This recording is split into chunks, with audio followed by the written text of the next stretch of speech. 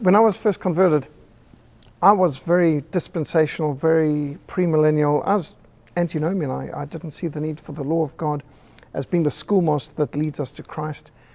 The law of the Lord is perfect, converting the soul, but I didn't seem to believe it then.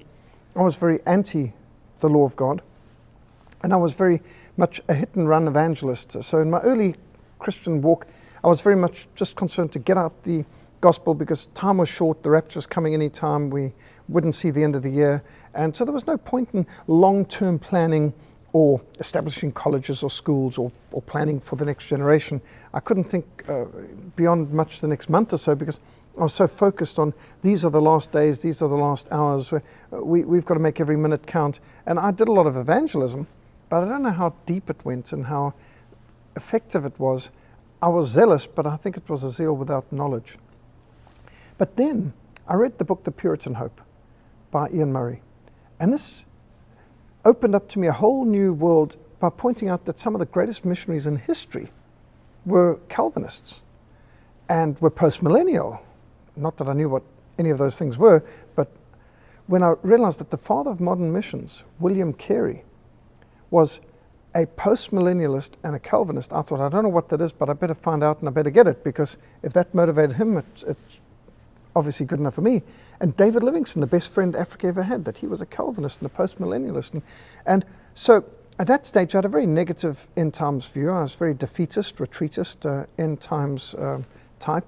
But as I got into the scriptures and started to understand what these reformed forefathers of ours, these great examples in the faith were, I saw that we're not just trying to snatch a few souls en route to an eternity. We are called to make disciples of all nations, teaching obedience to all things that the Lord has commanded. The great commission of the Lord Jesus Christ is far greater than making converts. We're to make not decisions, but disciples, teaching obedience to all things that the Lord has commanded. Not only disciples of individuals, well, that's where it starts. Not only disciples of families, that's vital, that's the building block of society. Not only disciples of congregations and communities, of course, but disciples of nations. Not only some nations, all nations. And as the greatness of the Great Commission gripped me, and the cultural mandate to go and take dominion and multiply and to fill the earth and to bring the lordship of Christ to all areas of life, this gripped me and I began to understand we are not working at uncertainty. Christ must rule until Satan has not 1 inch of territory. And the day will come when the earth will be as full of the knowledge of the glory of the Lord as the seas are full of water, when every knee will bow and every tongue will confess that Jesus Christ is Lord, to the glory of God the Father. And as I came to understand more of the doctrines of grace and the sovereignty of God and of the lordship of Christ in all areas of life, this energized my ministry, and I think it made it go deeper and further and wider, and in every way improved it and maximized it, so that I wasn't doing less evangelism as a Reformed Christian, but more evangelism and a lot more discipleship and a lot more depth. And more than that, I was laying more solid foundations before my evangelism. I didn't rush to the cross. I took the people through the law first, because I saw until people have a real understanding of their sinfulness and of their need of salvation, until they fully understood the holiness of God and the sinfulness of man and their personal guilt before God, they weren't ready for the gospel.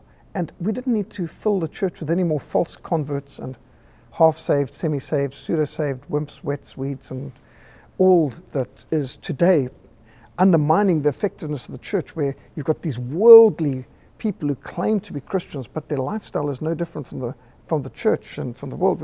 We just looked at this and said, the church has been swamped with the unsaved and with worldliness, and we've got to have a revival of purity and of holiness and of the fear of the Lord. So for those people who are excited about evangelism and outdoor evangelism, but they stumbled by the fact that so many Reformed Christians seem to be aloof from hands-on activism, I would say, well, don't judge the Reformed faith by some of the people who claim to be Reformed. Many of them are more deformed than reformed. What we need is to get back to the Reformation doctrines that the Reformers pointed to. The motto of John Calvin was promptly and sincerely in the service of my God. And his symbol was a heart aflame in the hand of God. Now, that's real Calvinism. A heart aflame in the hand of God, promptly and sincerely in the service of my King.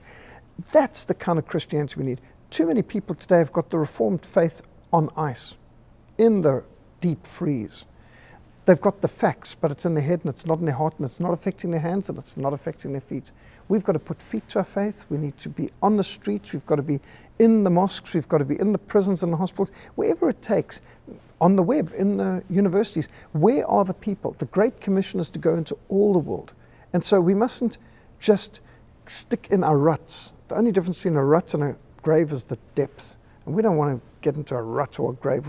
We've got to be visionaries and understand the breadth of the Great Commission, the greatness of the Great Commission. Christ has all authority. He has commanded us to go to all nations, to make disciples of all nations, and He has promised to be with us for all time. A great claim, a great command, a great commission, a great promise. The greatness of the Great Commission. This, to me, epitomizes where we should be as Reformed evangelists, disciple makers. We mustn't settle for less than that.